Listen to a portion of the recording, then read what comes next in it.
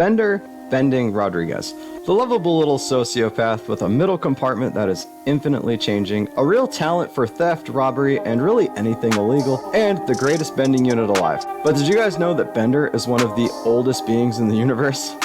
And in this video, I'm going to try and figure out just how old he actually is. So quick thing, I am using the Hulu season list for the episodes and numbers, since this is the easiest place to watch the series as of recording this video.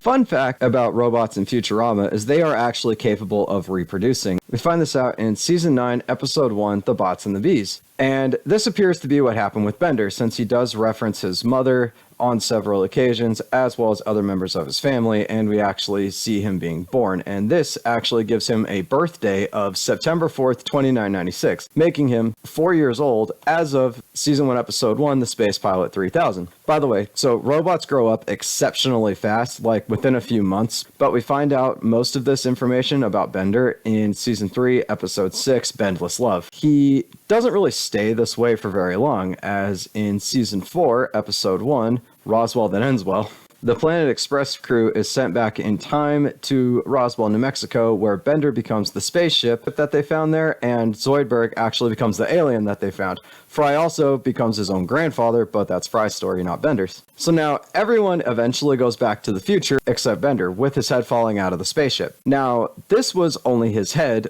but he is a robot, so I'm going to count this towards his age, since his body is pretty replaceable, and as long as some of his head is intact, he's still Bender, meaning when they went back in time, Bender was 5 years old, and when they get back to the future in the year 3001 and go to get Bender's head, Bender is actually now 1059 years old. But the next big event in the Futurama timeline is about to add a whole level of chaos to Bender's age. See, whether you watch the movie or the first part of Season 6 in Bender's Big Score, you will know that Bender basically breaks the bank when it comes to time travel. Basically, to give you a rundown, some scammers find a paradox-correcting time code on a Bender tattoo on Fry's ass. And the only problem being that it is basically a one-way time code. It can send you back in time, but it can't send you forward in time.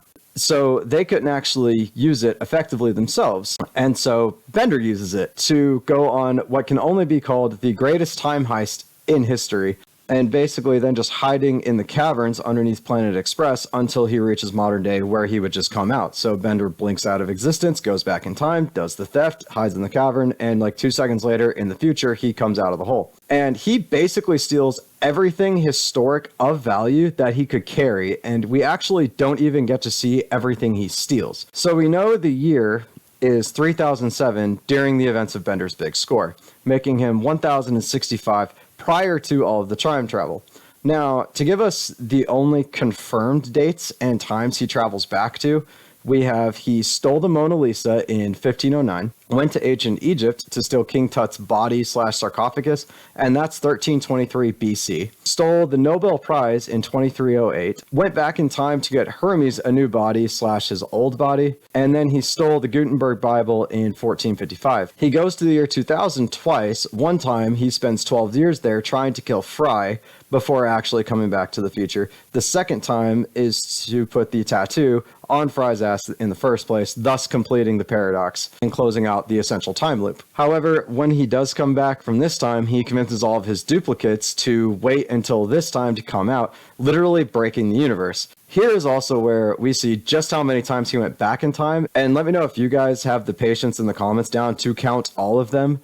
I didn't, but it really wasn't necessary for this video anyway, because I have no way of knowing just what times he went back to with all of these things. I mean, I see there's the Pope hat, Queen's crown, the scepter, but like, you know, they could have realistically gotten those at any given point in history, so I don't know. The gist of it is I have no way to validly say that this is when he went back to, thus to add this age.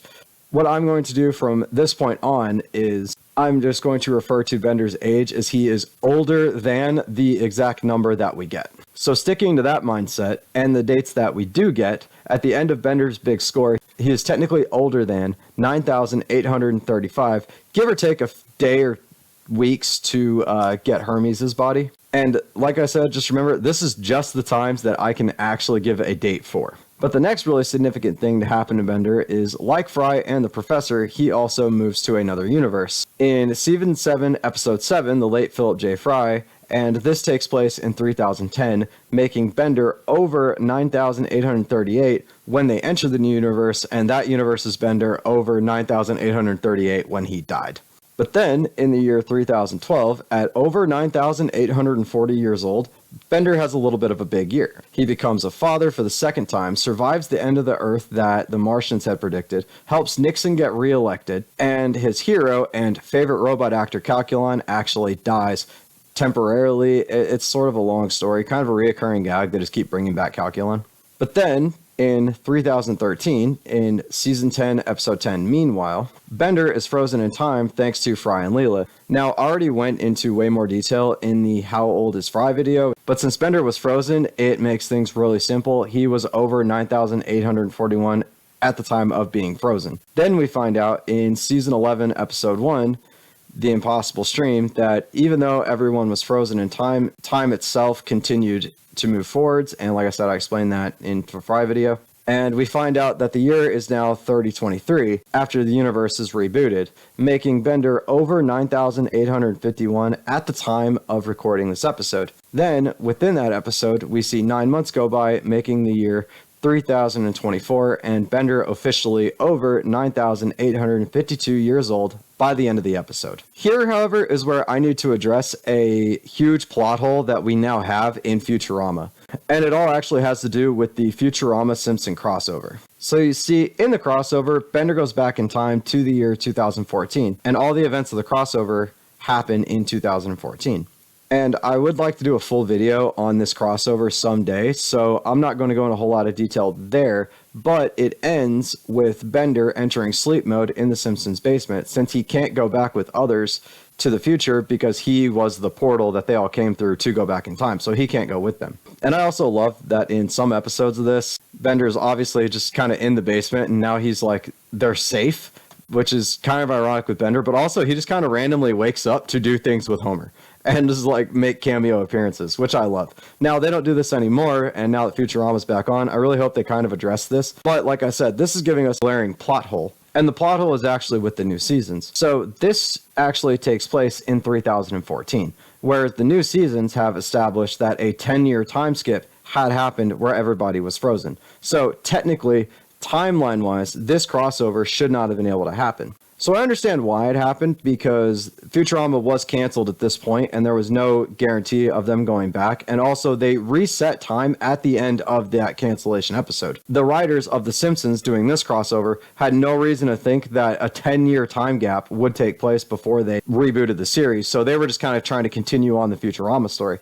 And they did a very good job of that. But now, like I said, this leaves us with this plot hole of how did Bender get here? And I actually do have the solution to this answer, but you guys might not going to like it because it's going to sound like a big cop-out.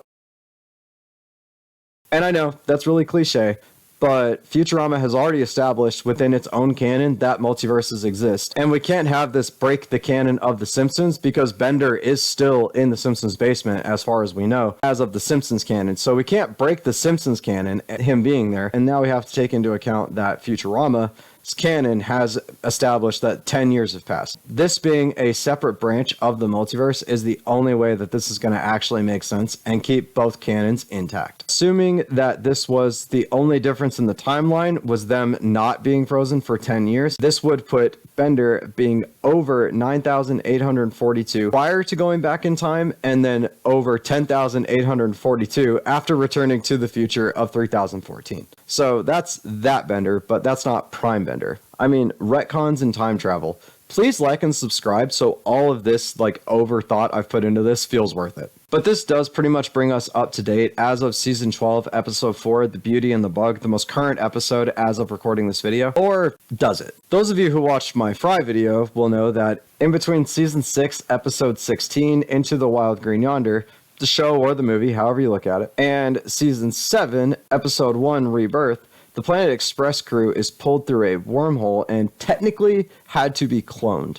So wouldn't that change Bender's age like it did Fry's? And that is where I would like to say, good thought. Very good question. But no. So as I established earlier in the video, Bender's consciousness is in his head, and as you guys can see, his head, it was perfectly fine, and I'm glad I established that rule early. But there you have it. Canonically, the Prime Bender, as I like to call him, is well over 9,852 years old as of recording this video. But tell me, what do you guys think?